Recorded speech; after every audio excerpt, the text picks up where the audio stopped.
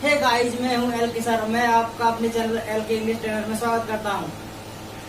तो दोस्तों, आज मैं आपके लिए लेकर आया हूं डिटरमिनर पार्ट 2।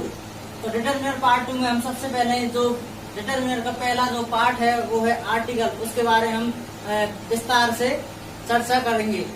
तो आइए हम आर्टिकल के बारे में पढ़ते हैं। सबसे पहले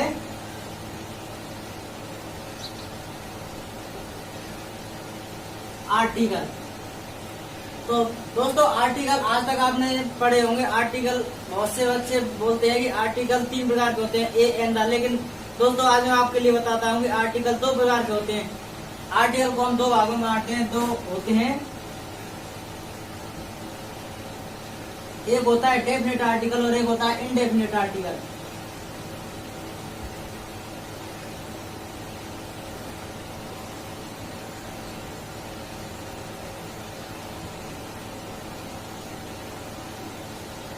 indefinite article, INDEFINITE।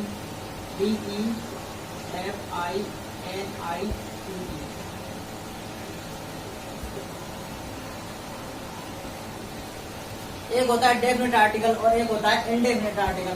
Definite article में हमारा जो शब्द होता है वो होता है द, और इनडेफिनेट आर्टिकल में आते हैं A N.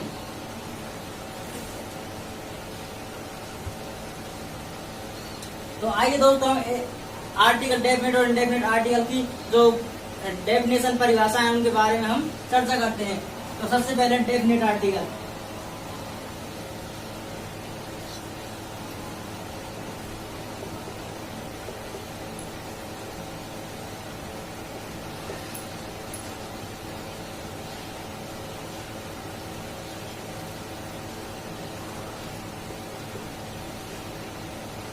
Definite article. Definite article की जो परिभाषा है वो इस प्रकार से है,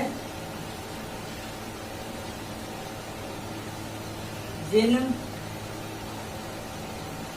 व्यक्ति और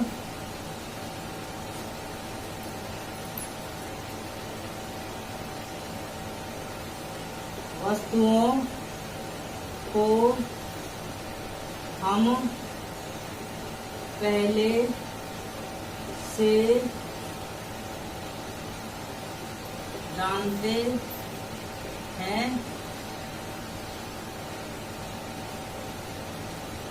उनके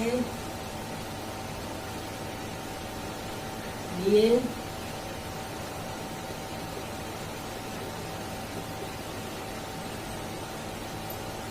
डेफिनेट आर्टिकल द का प्रयोग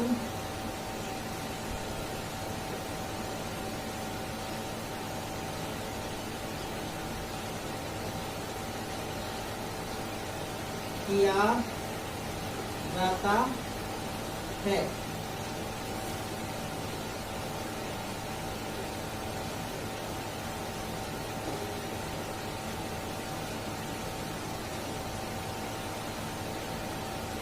दूसरी होती है हमारी इनडेफिनेट आर्टिकल, INDEFINITE।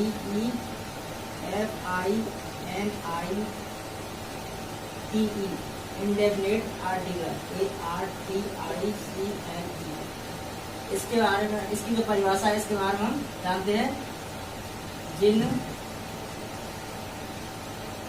व्यक्ति और वस्तुओं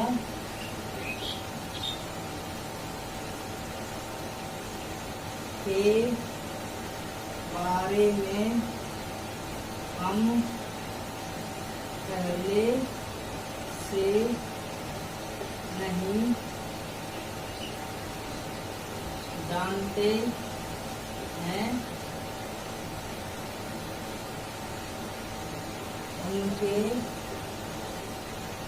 लिए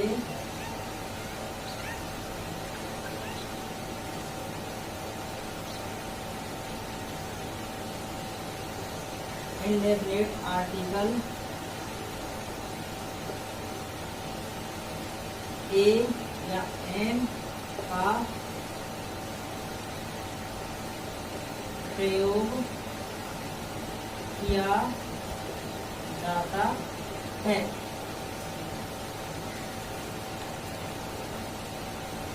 तो देखिए दोस्तों, ये है डेफिनेट और इनडेफिनेट आर्टिकल की परिभाषा।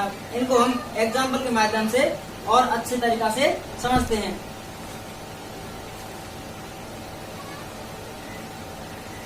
जैसे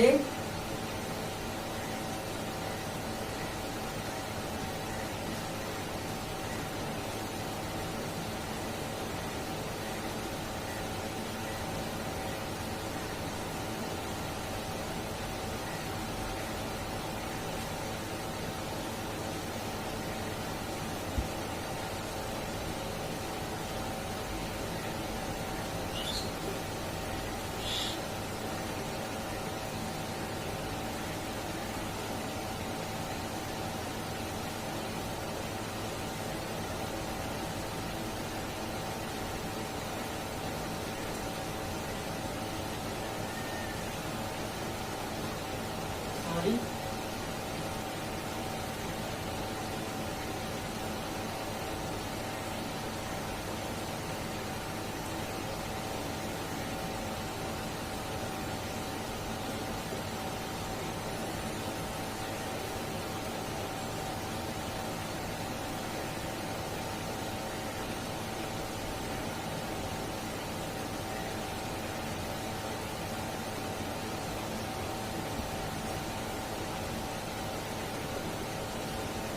give me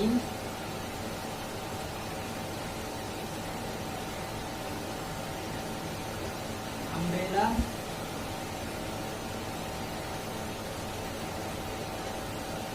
give me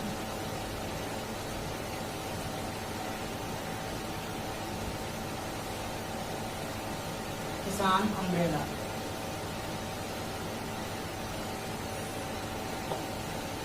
तो देखो दोस्तों, जैसे कि डेफिनेट और इनडेफिनेट आर्टिकल परिभाषा है, उसी प्रकार हम इनके जो एग्जाम्पल्स हैं उनको उनके माध्यम से समझने का प्रयास करते हैं। जैसे हम कभी मान लो कि हम दुकान पर जाते हैं और हमें दुकान पर एक पेन खरीदना है, तो हम दुकानदार से बोलेंगे कि आई वांट पेन। अब आई वांट पेन, तो दुकानदार हमें ये नहीं, हमारे बारे में ये नहीं जानता कि इसे कौन सा पेन चाहिए, क्योंकि हम किसी पेन का नाम हमने कभी नहीं बोला। तो जिस हमने अभी किसी पेन का नाम नहीं बोला, इसका मतलब ये है कि हम पेन के बारे में पहले से नहीं जानते हैं। और यदि हम किसी पहले से पेन के बारे में नहीं जानते हैं तो उसके लिए हम इनडेफिनेट आर्टिकल ए या एन में से किसी का प्रयोग करेंगे। तो हम लिखेंगे आई वांट ए पेन। और यदि हम दुकानदार से हम पेन के बारे में अगर नाम बताते हैं पेन का, तो हम यानी कि हम उस पेन को पहले से जानते हैं। तो हम उस पेन को अगर पहले से जानते हैं तो उसके लिए हम डेफिनेट आर्टिकल दा का प्रयोग करते हैं। उसी प्रकार मान लो हम दुकानदार से हम छाता मांगते हैं कि गिव मी अम्ब्रेला। अब अम्ब्रेला की हमने कोई नाम नहीं बताया, कोई कंपनी नहीं बताई, तो हम अम्ब्रेला के बारे में पहले से नहीं जानते हैं। तो अगर हम अम्ब्रेला के बारे में पहले से कुछ नहीं जानते हैं तो हम उसके बारे में डायरेक्ट हम भरेंगे indefinite article. Indefinite article give me N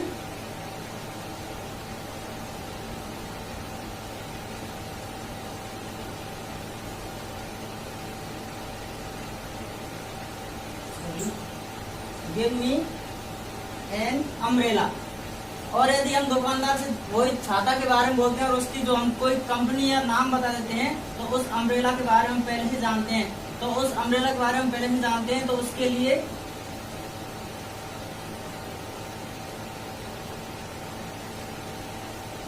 उस छाता के बारे में हम नाम, अगर हमने नाम बता दिया तो उस छाता के बारे में पहले से जानते हैं, तो उसके लिए हम डेफिनेट आर्टिकल दा का प्रयोग करते हैं। तो देखिए दोस्तों, डेफिनेट और इनडेफिनेट आर्टिकल की हमने जो परिभाषा है तो अपने अनुसार हमने आपके लिए समझाई है। आइए और इसके और आगे बढ़ते हैं।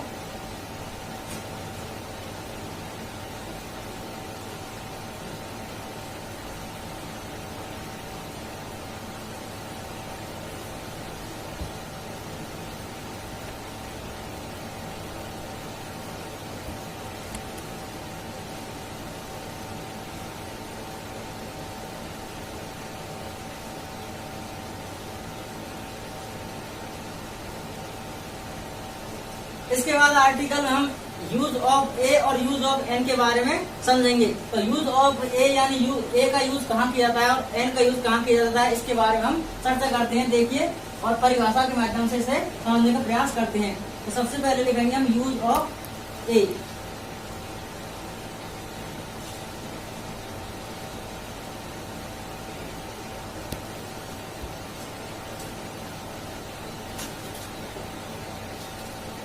तो यूज ऑफ ए की परिभाषा होगी,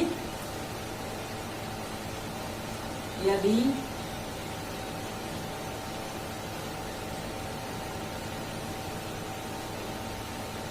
अगले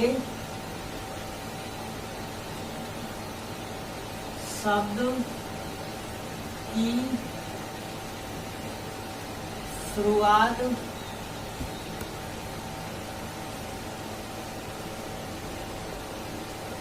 व्यंजन की ध्वनि से होती है तो वहाँ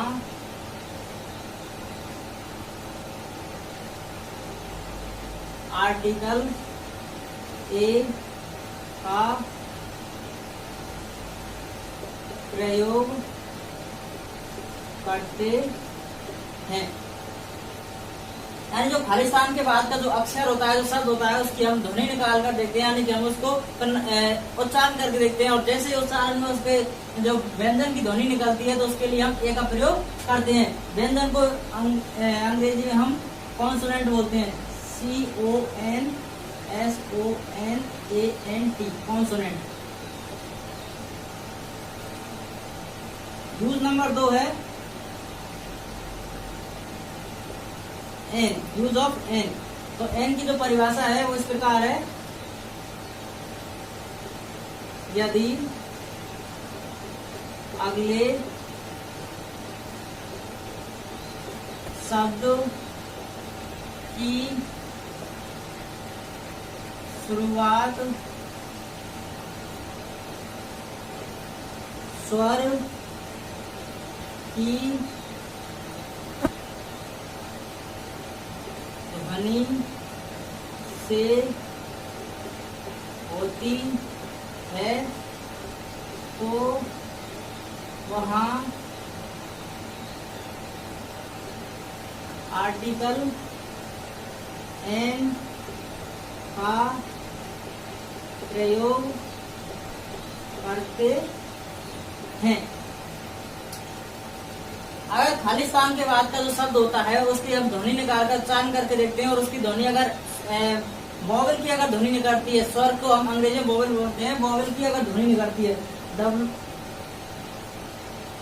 WOWEL वॉवेल, तो उसके लिए हम आर्टिकल एन का प्रयोग करते हैं। जैसे कि हम एग्जाम्पल के माध्यम से और समझने का प्रयास करते हैं।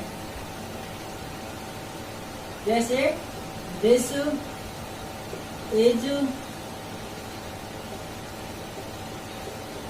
Book, this is book. अब जो खालिस्तान वाला जो शब्द है, अगर खालिस्तान के बाद के शब्द की शुरुआत अगर व्यंजन की ध्वनि से होती है तो वहां पर आर्टिकल एन ए का प्रयोग किया जाता है। तो जैसे कि इसकी ध्वनि होती है बुक, हम इसको बोलते हैं बुक। अब ये जो वह होता है, ये व्यंजन होता है, तो इसी के माध्यम से, इसी के द्वारा हम इसमें हम आर्टिकल एन का प्रयोग, आर्टिकल ए का प्रयोग करते हैं। उसी प्रकार दिस इज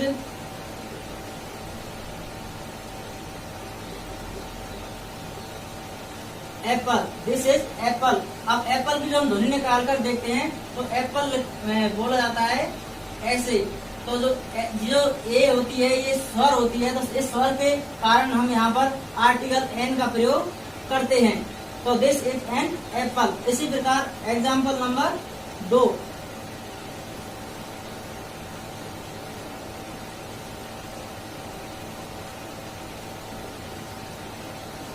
दैट इज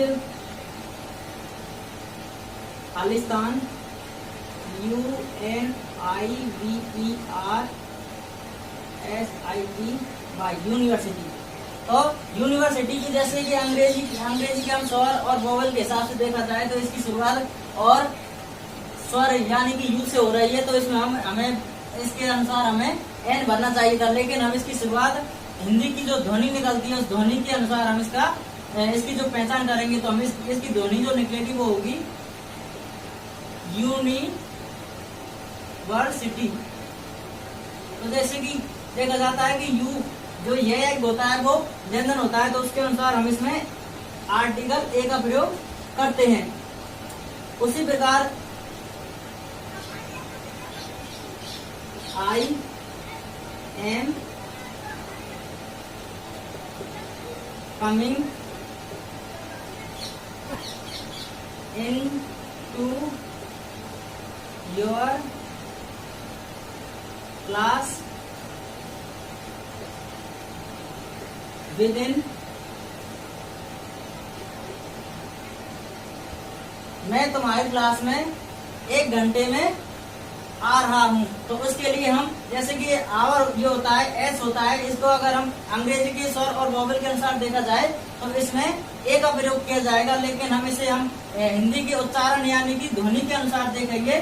जैसे कि इसको हम बोलते हैं आवर, इसमें ए साइलेंट होता है और आवर की ध्वनि जो आ की ध्वनि निकलती है, आ से स्वर होता है और स्वर के अनुसार हम इसमें एन का प्रयोग करते हैं। तो देखिए दोस्तों, ए और एन के बारे में कितनी ही अच्छी तरीके से हमने आपके लिए समझाया है। तो आइए और इसके बारे में आगे और चर्चा करते हैं।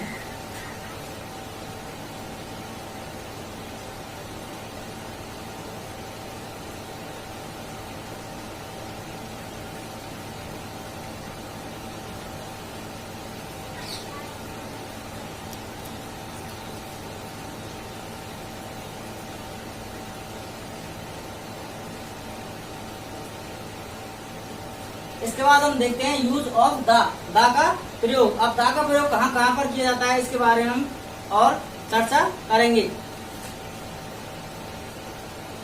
यूज ऑफ द, तो यूज ऑफ द यानी द के जो नियम होते हैं वो कम लगभग 20 के लगभग होते हैं। उसको हम एक एक के अनुसार अनुपात में धीरे धीरे पढ़ने का प्रयास करते हैं। जैसे कि सबसे पहला होता है धार्मिक ग्रंथों के नाम से पहले द का प्रयोग किया जाता है।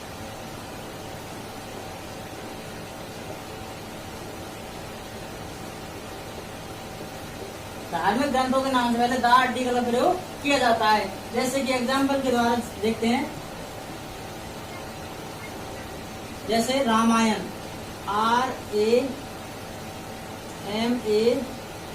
RAMAYAN रामायण। अब जो रामायण होती है वो धार्मिक ग्रंथ होता है, तो उसके लिए हम द आर्टिकल का प्रयोग करते हैं। एक और देख लेते हैं,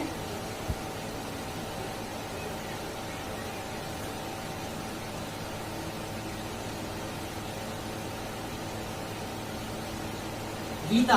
गीता भी एक धार्मिक ग्रंथ होती है, धार्मिक पुस्तक होती है, उसके लिए हम द आर्टिकल का प्रयोग करते हैं, द गीता। आइए एग्जाम्पल रूल नंबर 2 को हम देखते हैं। रूल नंबर 2 होता है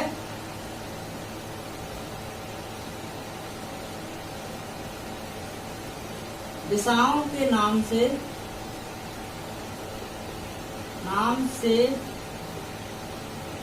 पहले द आर्टिकल का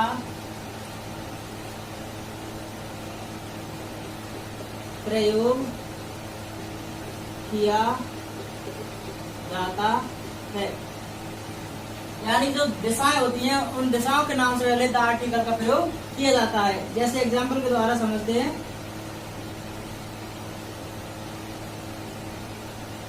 EAST ईस्ट, ईस्ट दिशा से बोलते हैं, तो इसके लिए हम द आर्टिकल का प्रयोग करते हैं।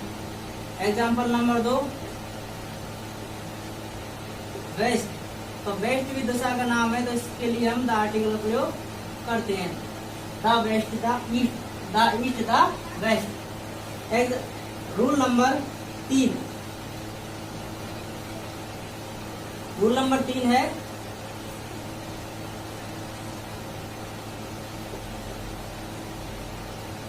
समाचार पत्र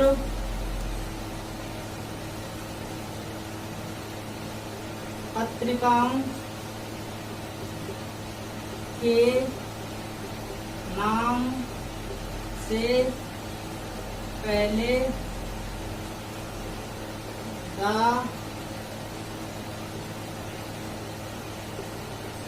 आर्टिकल का प्रयोग